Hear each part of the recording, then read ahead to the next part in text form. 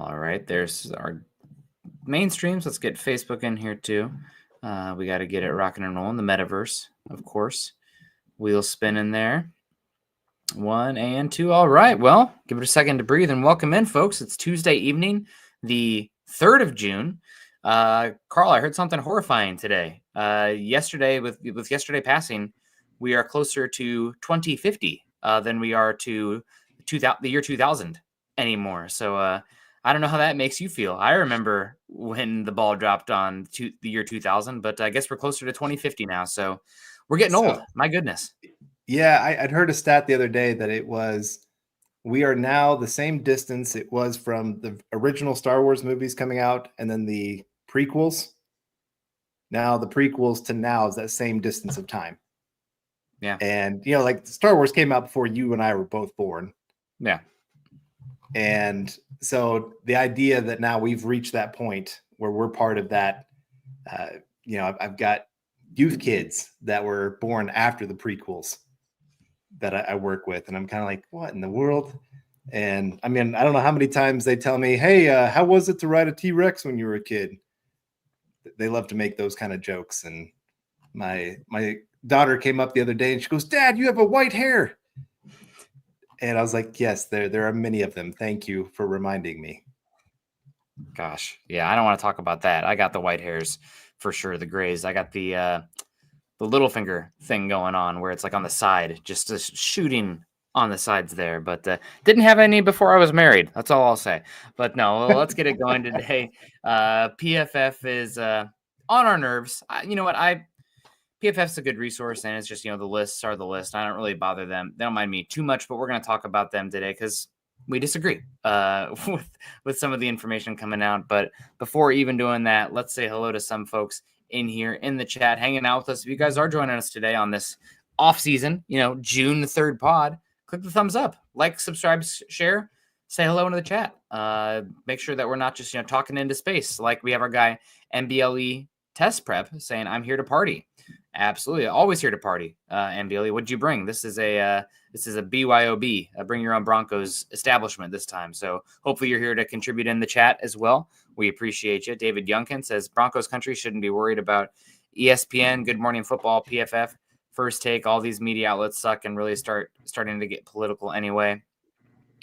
I mean, gosh, it's hard not to be political, I think, right now. But it's the off season and there's a lot of different opinions. And I feel like a lot of this time of year, it's like persuasive papers, like make the case, because some of it is debatable, right? I mean, they've made it, sometimes it's you take one side, I'll take the other, and let's just debate, even though it feels hollow because I don't believe what I'm arguing or whatever, and just being, reactionary. But, it's good to push back. And every single team, the one thing I will say is that every single fan base probably feels like their best player was slighted on the list to some extent. So I'm not like Garrett Bowles ranked 10th. Like that's one where it's like, oh, maybe that's a little high overall, but that's whatever. So every fan base feels like this, just like how every fan base right now thinks that their 3rd round pick at wide receiver is going to be in the next Hall of Famer, right? Like, we'll find out in time, but it's the off season and hope springs eternal in June in the summer as the days are long. Yeah, I think this one's a little bit harder to defend just because defensive player of the year. I mean, guy has been outstanding every single season, a little bit down last year, but the whole team was. I'm not sure I'm going to put a whole lot on that for him. And for a cornerback to win defensive player of the year, it takes a lot. Like they have to have a top 10 cornerback season of all time to be able to do that. And the fact that he was following guys around like Jamar Chase and, some of the top wide receivers and still held up as well as he did. I think this one, like I said, it's a little bit harder to see how they defend it. They've been, we'll get into this more of the rankings truly, but they've been huge Sauce Gardner fans since he was a rookie. Mm-hmm. I mean, they were willing to put him almost in the top 5 before he ever played it down in the NFL. He's in the New York market. He's gotten a lot of attention. He's a little bit more of a character, where Surtain is, he's just a quiet assassin. Mm-hmm. He's not going to go out there and tell everybody how great he is. And I respect that. Yeah. Oh yeah. He just says, I'm going to prove it on the field. That's fine. That's Yeah. what I'm going to do. That's how I live my life. And it's great. He's a complete professional in the way that he handles himself. And so I think that's for me. And I mean, we talked about this earlier today when we were not before we picked this subject, but like there's other cornerbacks even. If they put them at number one, I'd be like, okay, I kind of get it. Still Like if wrong. you're trying to figure out, hey, who's going to be the best in 2025? Yeah, okay. I could see why you would be willing to put this guy ahead of Surtain because he was really good this last year. But not the guy that just had a really down year. I'm not even sure he was the best cornerback on his team this last year. Yeah, DJ Reed was good. And we're talking about, obviously, Sauce Gardner finishing number one, Patrick Surtain finishing number two. We'll circle back around, though, because I do want to say hello to everybody in the chat, including our superstar, super chat giver, Papa Bear. The cup runneth over, supporting the Tuesday evening show. Says, good evening, Broncos country, 13-4, hashtag 13-4.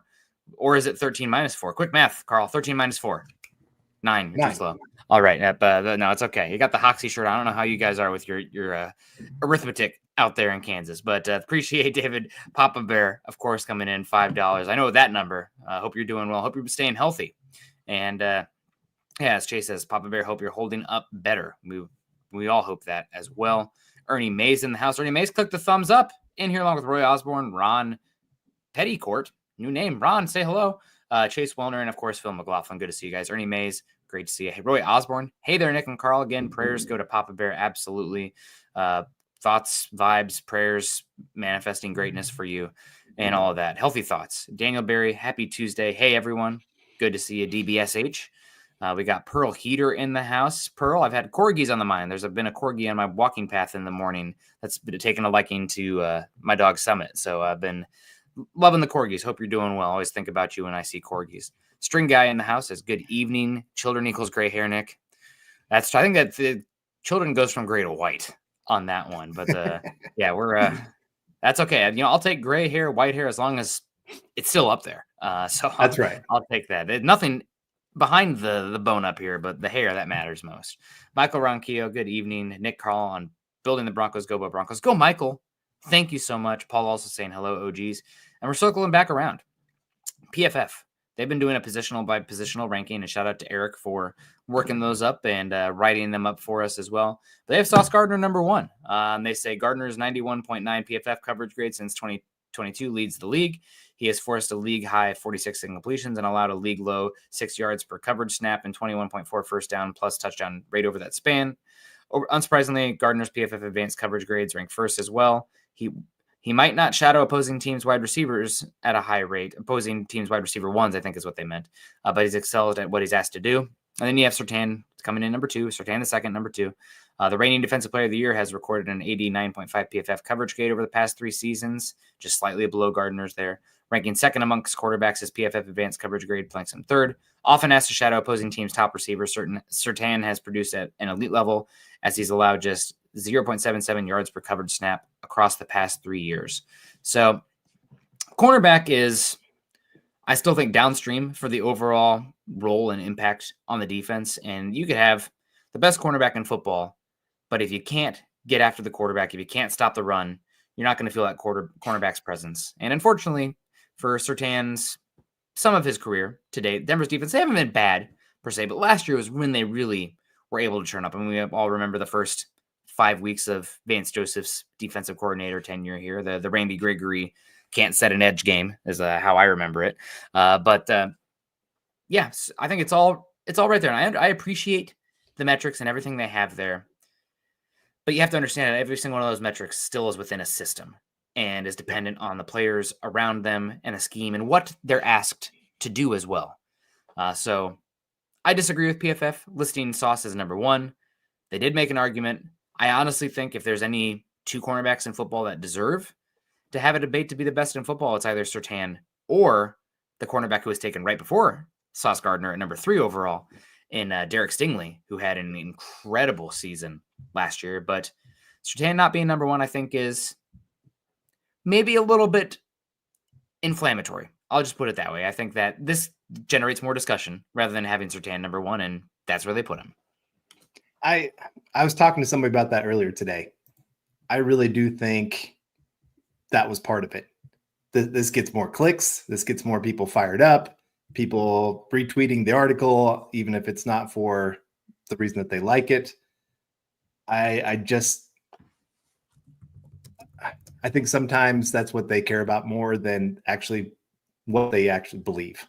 Mm-hmm. It happens. I mean, media sometimes really is about the clicks, and I mean, it's got us talking about it. So yeah. I guess it maybe did work, I guess, in their favor that way.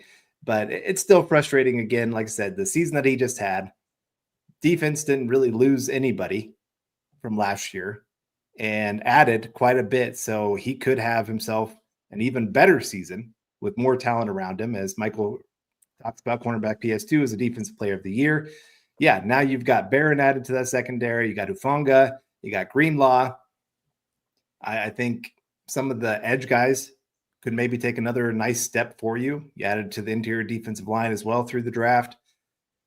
I just think that there's a really good chance this defense not only be top 3, but stand a really good chance of being number 1 by a good amount.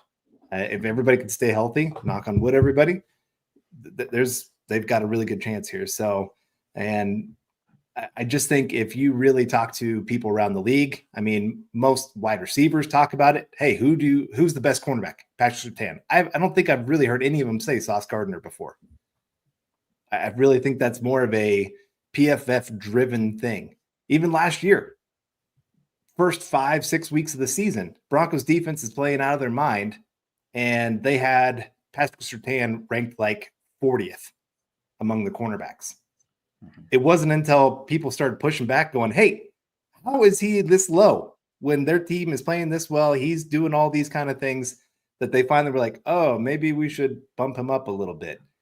And so those kind of things, it gets to me when you're looking at that. And like I said, when you're looking at people around the league, if you talk to GMs, if you talk to coaches, who are they really wanting to have be the face of their defense?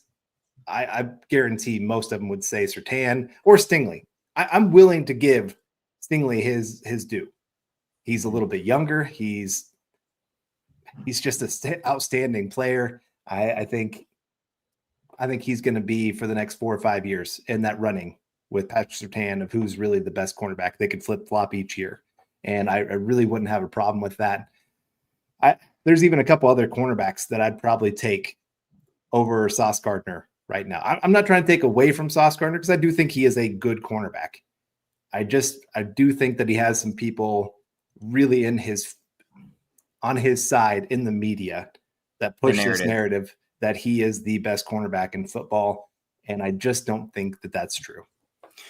Yeah, if I was building a team right now for a nickel-based defense, my cornerbacks would be Surtain and Stingley on the outside with McDuffie in the slot. That I think would be the best 3 for what they are. And you have McDuffie ranked 3rd. I think that he is brilliant, a really good tackler, but he's not this, pure boundary press man cornerback. He's as good as you could possibly hope for an inside-outside type of cornerback. Unfortunately for Denver, because he's a good player for Kansas City.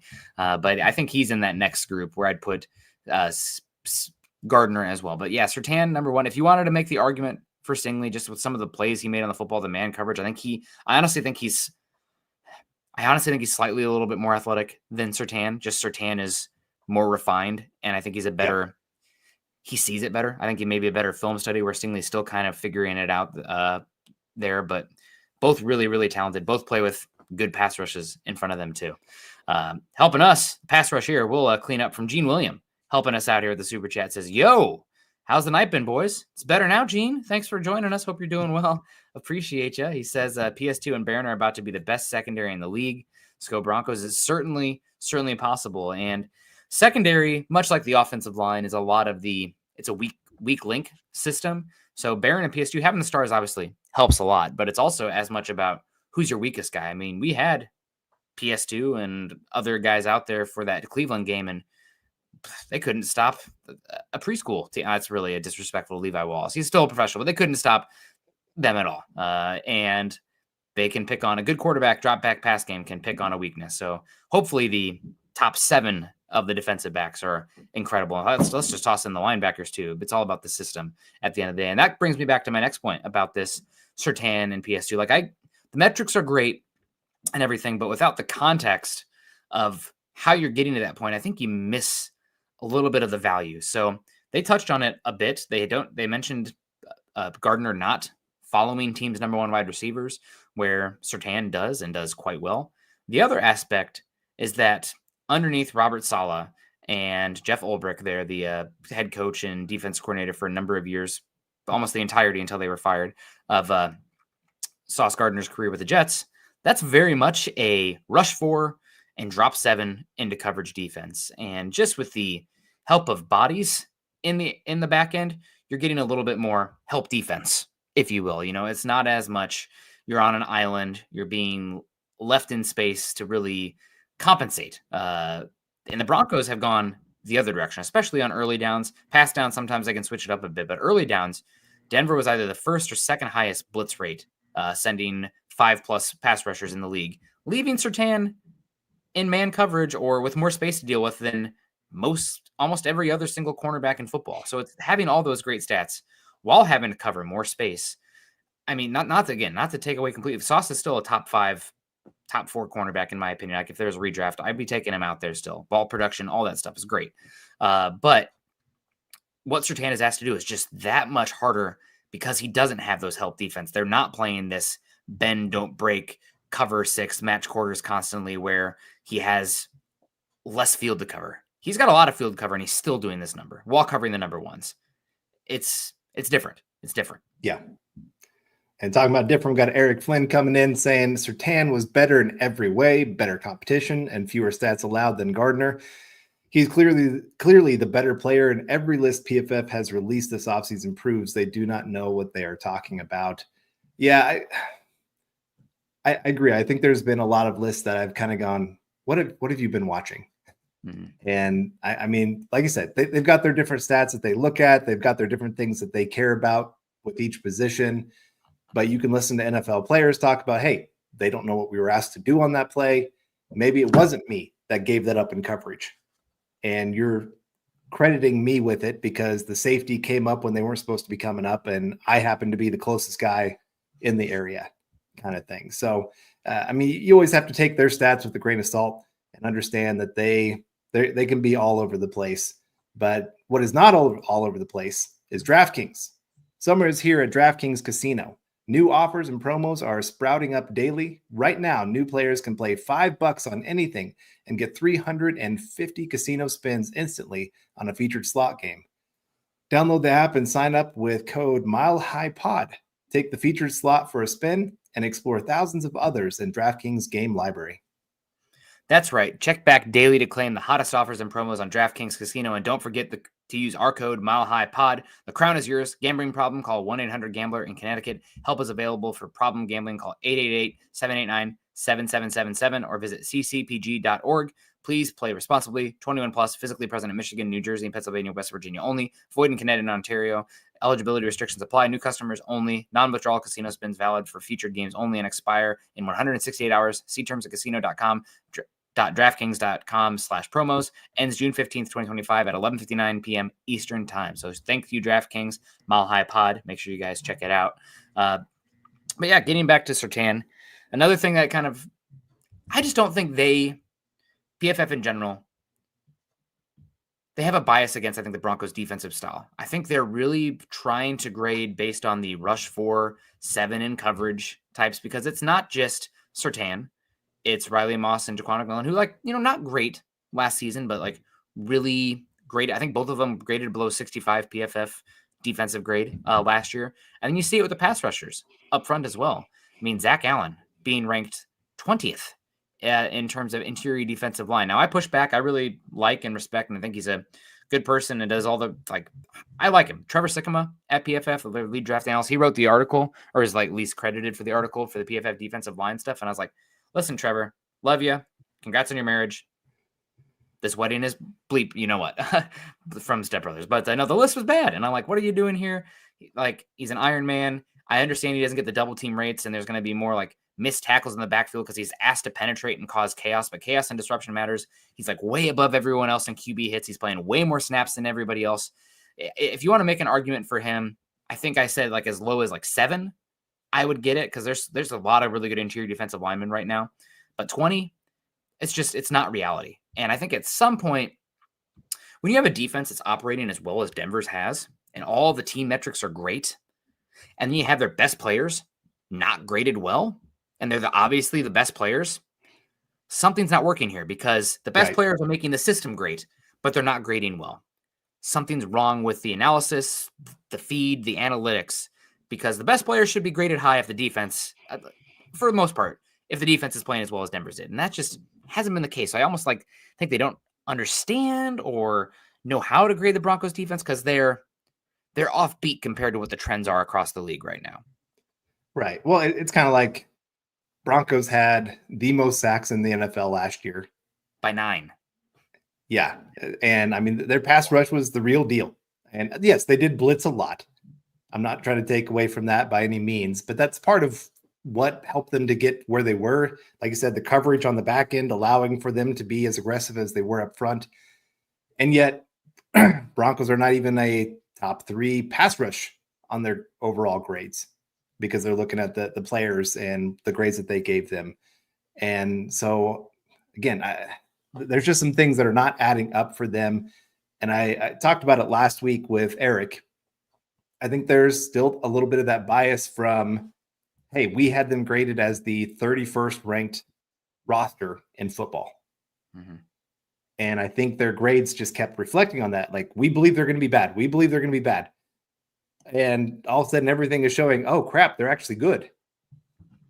And there's just that disconnect there where they're just like, I still want to be proven that I'm right, that they were going to be a bad team. And every year, there's always that one or two teams that go from bottom 7 to being a playoff contender because they get the right players in place, they get the right coaches, whatever it may be. There's something that happens that makes a major switch that you just were not expecting. Houston, the year before that, they were a bottom 3 team the year before, and all of a sudden they get CJ Stroud, they get the right coach, boom, they take off. And their defense vastly improved. I'm not trying to put it all on CJ Stroud and the coaching, but there again, I think sometimes they're almost a year behind because now I just saw something for PFF. They have a Broncos as I think it was top 8 roster in football. So maybe they're going to see a little bit more catch up this year. We'll see better grades become a part of that. Now, Allen, he has always had really low grades from them because I do think that some of his play style, like you said, is something that they don't really like. He's very aggressive, shoot the gap, go make the play. And if you don't make the play, sometimes it can look a little silly. But he makes the play on a very regular basis. So it just, again, they're taken away from him. We got Phil coming in saying, good evening, Nick, Carl, and Deacon Scott. Is it possible we are looking at linebacker Kaiser White as some depth at that position? Hashtag Buckham, hashtag MHH for life, hashtag Broncos for life. I think the Broncos are going to keep looking more and more. Yeah, that's what the best GM, coaches, front office, whoever's making all the decisions, they're always looking for upgrades. That they're getting into these OTAs. This is an evaluation time of, okay, do we feel good about some of these young guys taking that step? If we don't, then yeah, let's go get a couple veterans. If like running back, if Estime, they're going, oh crap, he just doesn't have it. And we don't like McLaughlin. We need a number 2 running back. Yeah, I'm sure they're going to go talk to J.K. Dobbins or Nick Chubb and kind of say, hey, what's going to take to get you here to Denver? That's the nice part about this part of the offseason is you can do a little bit of evaluation. You got plenty of time.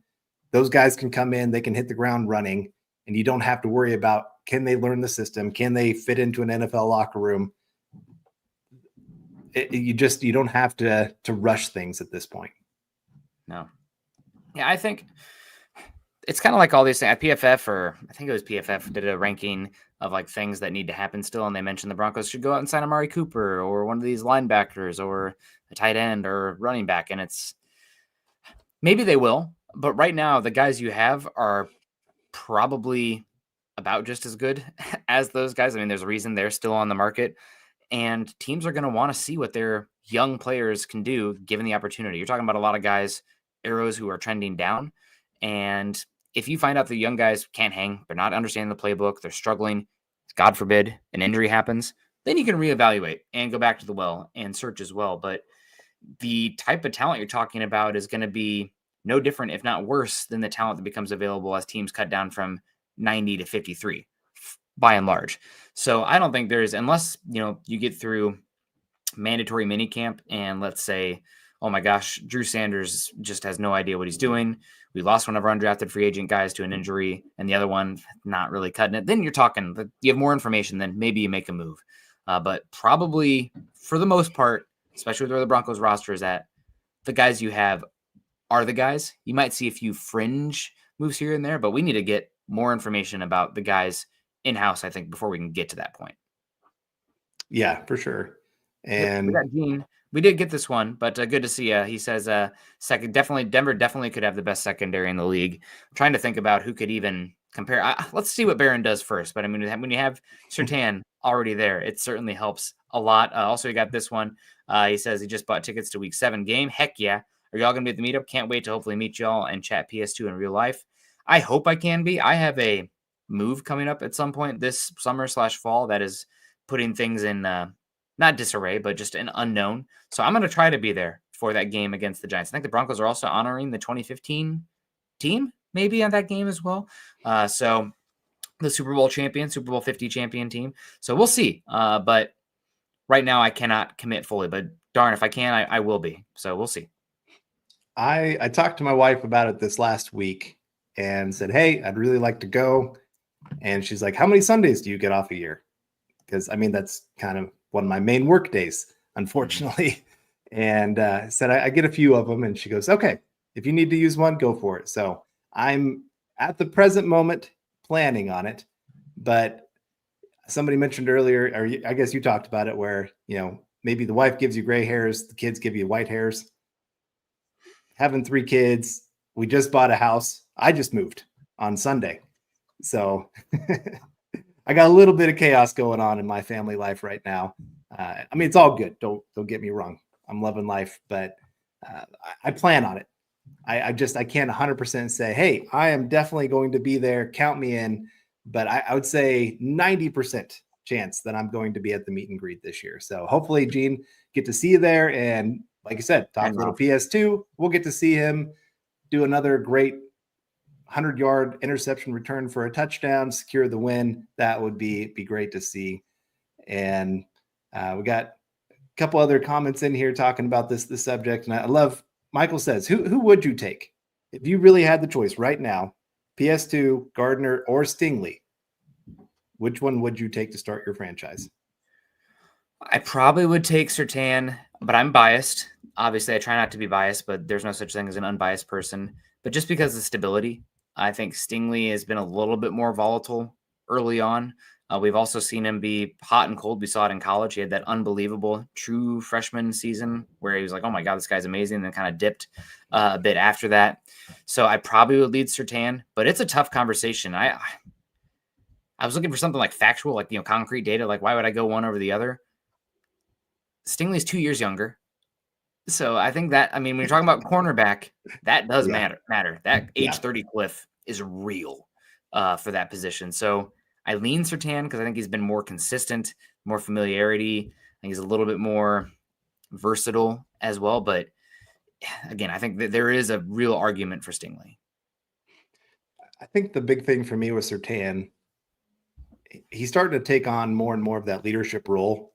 Mm-hmm. So he's not just defensive player of the year, great cornerback, like you said, technician beyond belief. But I think he's also becoming that locker room guy that is leading the team more and more. I've seen him a lot more present over these last couple of years, or this last year, especially. He was at OTAs today. He was hanging out with Champ Bailey. Somebody posted a picture of Champ talking to the team. They go, hey, Von Miller's back at practice. I'm not sure how you confuse those two, but somebody did. Anyway, no, Champ Bailey, Patrick Surtain, two of the best to ever do it. and getting the two of them to talk is just great to see. But both of them, great technicians of the game, set up things well. And like I said, just that versatility. Zone, man, you need him to follow somebody around, you can. If you need him to stay on one side, he can. Just pretty much whatever you need him to do, he's going to do at an elite level. And that is just so hard to find in the NFL. Like, you can find great man coverage guys, you can find great zone coverage guys. It's hard to find guys that can do everything and not lose a step in what they're doing. So I would probably lean Surtain as well, but I wouldn't have any problem if somebody said Stingley, because he's an incredible player, athletic freak from the position that can go make plays that others can't go make. I know some people are, I'm trying to remember who the Jacksonville cornerback now, Travis Hunter, the play that he made. He did drop it, by the way. Oh, he did? Oh, yeah. Somebody did a slow-mo of the play, and he actually did drop it, but still a great play. I'm not trying to take anything away from him by any means, but it'll be interesting to see how he adjusts to the NFL and what he brings to the table. But, you can see that athleticism, he was beat by a step, but his ability to leap and make a play like that, it's pretty rare. And I think Stingley has that ability. Even if he gets beat a little bit, he has that get up and go that he can make up for it. Surtain, he can do it for the most part. I'm not trying to say he's not athletic, just not quite to that level. He's long, which probably makes up for a lot of it too. So, but either of them, I'd be fine. Definitely both of them over Sauce Gardner. There's no question about that. Yeah, we got Ralph Brace Girdle coming in here saying Denver Sports put out an article this morning thinking the Broncos are a Super Bowl team. I think this defense is as good as it is on paper. It's possible. PS PFF sucks. They have their time in place, and I do appreciate some of the data collection, but you need a very specific question to really utilize it. I think you have to understand the grades are subjective. How they grade them is, ordinal. I guess it's bucketed statistics, and you're just missing some nuance. So, but there's still pressure to sack rate. There's some aspects there. Yards after contact per carry. There's if you have a very specific question, some of the data they have is very useful. So, right. Again, just don't let it. I always say data is puzzle pieces, not the entire picture, and it's only ever as good as the person is putting together the puzzle as well. So, as for the Broncos being Super Bowl contenders, I think they're going to have one, the players that took a step last year not take a step back. I'm thinking of Nick Bonito being a second team All-Pro. You got to have him be close to that same level. And what was he like? He had 7 or 9 garbage time sacks last year, and the next highest anybody had was 4. So that's, what does that mean? It's what the win probability was when he accumulated the sack. So again, there's a little bit of stupidity in that as well, but it does, raise your eyebrows as how repeatable is it, to your point? Right. I'm looking at the offensive line, having to be a top 3 offensive line again. I think they can. I think they've got that staying power for that group. I'm not as worried about them as offensive lines don't usually fluctuate as much from year to year, where defense can fluctuate a lot. You could be a bottom 10 offense like the Broncos were 2 years ago to top 10 offense by the next year, just by a couple things changing. It wasn't like we even changed a ton of players. Brandon Jones was a big upgrade.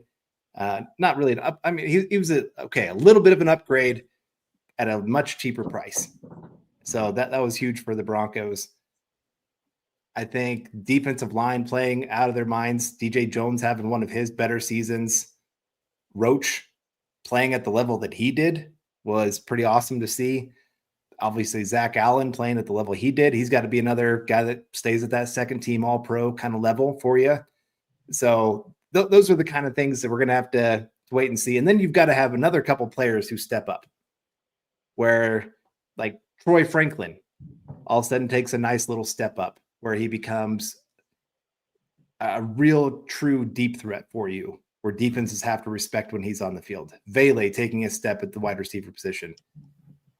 Evan Ingram staying healthy and giving you something from the tight end position. Having a little bit of a run game that you didn't have last year.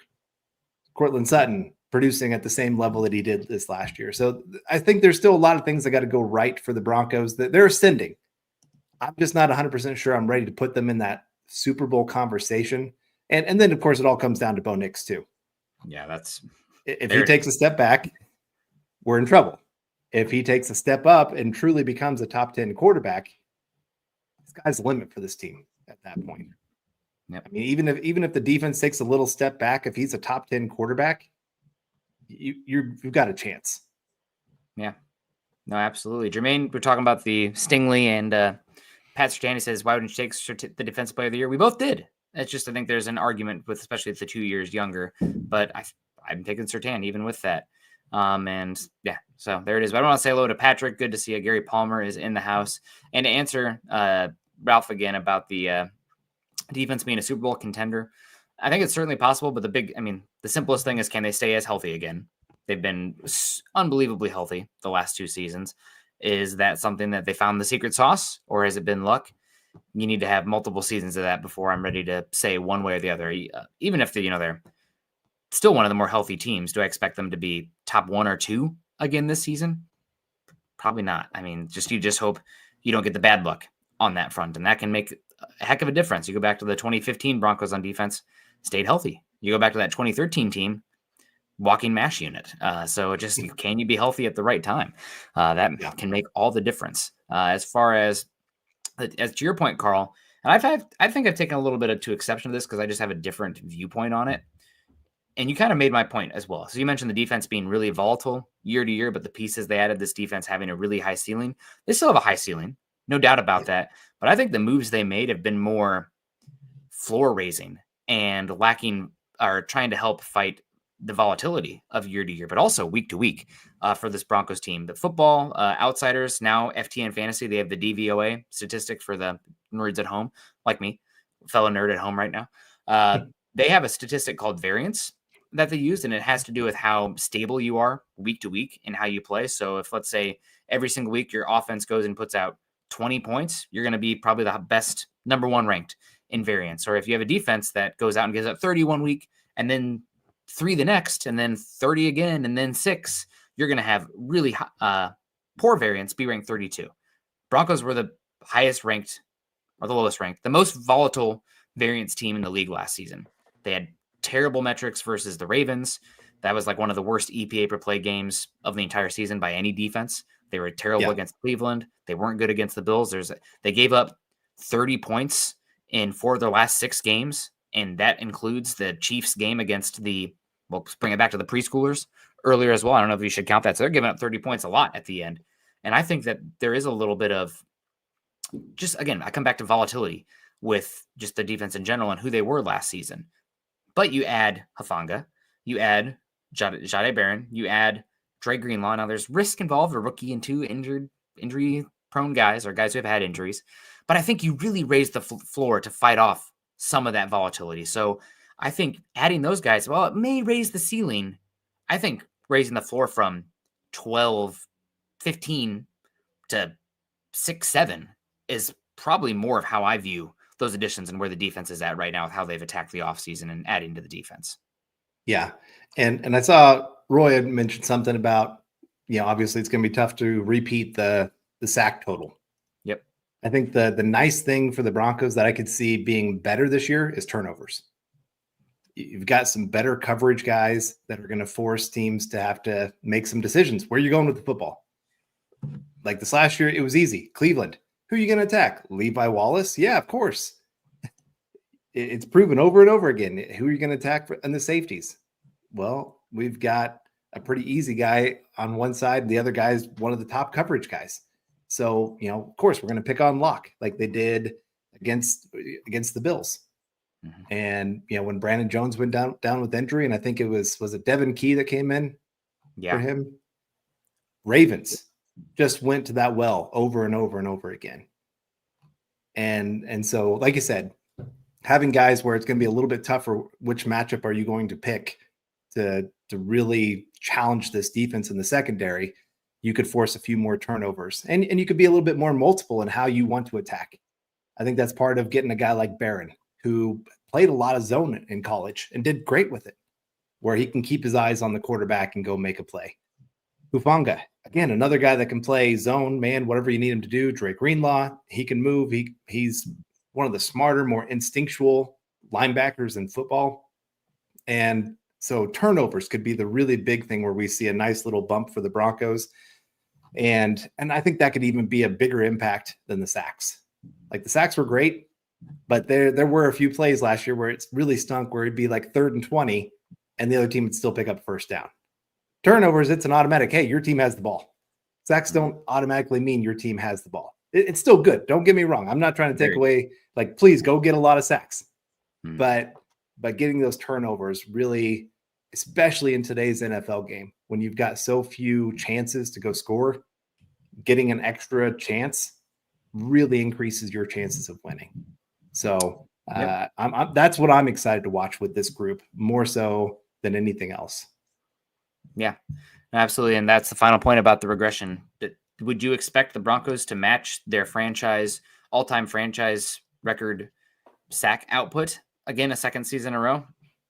I don't think that's good business, but the guys they added should make them more multiple on the back end. And as you mentioned, turnovers. Denver wasn't bad with turnovers last season. I think they were like 12th or something, but you added a bunch of guys. So again, you're just trying to fight some of that volatility. I do think that, I'm not sure if it was this show or one of the morning shows with Eric. I do think that like on paper, what are they missing? They don't have like a true multi-gap, plug up front. DJ Jones, Malcolm Roach, great players, but they're not like, 330-pound, 34-inch arm length going to cross multiple gaps. You're not really built for two gapping. It would be nice to be a little bit more multiple up front there. And also, I don't think you have that true Hall of Fame first ballot pass rusher like some of the best all-time defenses do. Doesn't mean they can't be great. If you can't have that, you better be 8 deep. And Denver might be 8 deep, but I don't think they have that Von Miller in his prime type of guy as good as Benito and Allen are.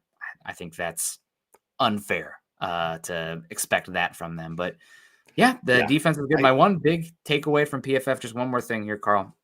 Yeah, go for it. Very annoyed. So they had John Franklin Myers ranked higher than Zach Allen, which John Franklin Myers is a great player. Zach Allen, let's see how the money plays out, PFF, on that one. I'm bet you pretty high that Zach Allen's going to not set the market there, but he's going to get paid well. And Franklin will get paid well too, but not like Zach Allen. They also had Zach Allen listed as a Jet. Again, just like, come on. Like, if you're going to have the, I don't want to say, again, clickbait, but, eye-popping statistic or rankings that, don't go against consensus or do go against consensus, then maybe get the team right. I don't know. It's just, this is year 2. It wasn't like it just happened this year, but I don't know. Crazy. Yeah. The only thing I was going to comment more, you said that they didn't have that true number one great pass rusher. The one defense I can look at, the Seahawks in 2013. Mm-hmm. They had good pass rushers. I don't think they had elite pass rushers. Yep. But they were so good on the back end that they could do a lot more up front. And that's what you hope for with the Broncos this year, is that they are so good on the back 7 that your front 4 can just go have a heyday, have a little half second extra to go make a sack, whatever you need them to do, that they don't have to be at that elite level for this to be a truly elite defense. But again, we're talking historical defenses. I'm not going to try to say the Broncos are going to be that this year. I think they've got a really good chance at it. I think not historic. I think they've got a great chance to be top 2 defense, really carry this team, be the tone setter that teams are going, crap, we have to play the Broncos this week. How are we going to score? How are we going to attack this team? I think they could be that. Yeah. And we'll just have to see what the offense can bring. And if the offense takes a little bit step forward, that makes life so much easier on the defense too, where you can pin your ears back. That was the nice thing for the Seahawks back then, is they could just run the football, control the clock, and then tell their defense, hey, go have some fun. Yeah, no doubt. So we'll see. Sky is the limit. I think, again, it's more of a floor-raising approach this offseason. But year 3 of Vance Joseph, Surtain still in his prime. You got a lot of guys approaching contract stuff coming up here too. This is a big year for the Broncos. Stars can't align. Can they stay healthy? But certainly, with your 20th ranked interior defensive lineman, Zach Allen, your second ranked cornerback. I'll take those guys all day. I think we got a good chance here. Michael Ronquillo, as we wrap up here, says, great show tonight, Nick and Carl, on building the Broncos. Go Bo Broncos. Thank you so much, Michael. Thanks, everybody, for joining us today. 8 super chats for June 3rd is pretty good. Papa Bear, hope you're doing well. Michael, you got Gene, Phil. Always great to see Phil. Hope you're doing well. Eric Flynn. We got Ralph as well. I think we got Gene a couple times here. Michael, of course, a couple times. You guys killed it today. Appreciate you. Click the thumbs up on the way out. If you haven't done so already, like, subscribe, share, follow Carl and I over on Twitter, X, whatever it is. Twix, as Scott's like to call it in the past. I'm at Nick Kendell MHH. Carl's at Carl Dumler MHH. Also follow us at Mile High Huddle. We're over at facebook.com/Mile High Huddle and facebook.com/Mile High Huddle pod. And yeah, appreciate everyone. Carl, any final thoughts?